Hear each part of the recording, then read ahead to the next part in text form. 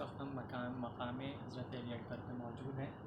یہ مقام حضرت علی اکبر ہے، اور اس مقام کے بارے میں کہا جاتا ہے کہ یہی وہ مقام تھا کہ جہاں حضرت علی اکبر کو زین سے گرایا گیا تھا۔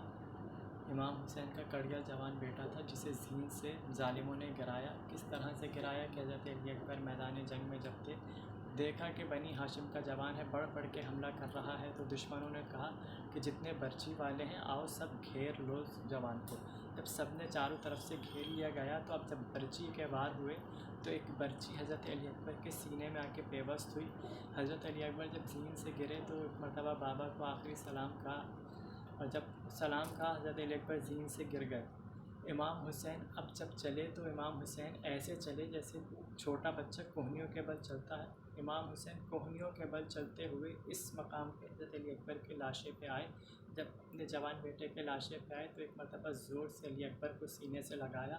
جیسے سینے سے لگایا تو ایک مرتبہ حضرت علی اکبر سے کہا، گفتگو کرنا شروع کی تو جناب علی اکبر سے اتنا کہا۔ جناب علی اکبر نے کہا، بابا ظالموں نے طعنہ دیا کہ آج ہم دیکھیں گے کہ حسین کا صبر کیسا ہے، کہ آج جوان بیٹا ہم نے حسین کا مار دیا۔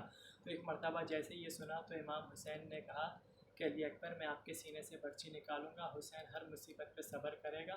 ایک مرتبہ امام حسین نے ایک ہاتھ علی اکبر کے سینے پہ رکھا، دوسرا ہاتھ برچی پہ رکھا، اب نادے اب جو زور سے برچی کا پھل کھینچا تو برچی باہر نہیں آئی تھی، برچی کے ساتھ علی اکبر کا کلیجہ باہر آ گیا، اور اس مقام سے امام حسین نے حضرت علی اکبر کا لاشا اٹھایا۔ اب کس طرح سے لاشا اٹھایا؟ بنی ہاشم کا کوئی جوان موجود نہیں تھا، تنہا حسین بوڑھا باپ تھا اور جوان بیٹے کا لاشا اس مقام سے لے کے خیمہ گاہ تک حسین تنہا لاشا لے کر گئے علی اکبر۔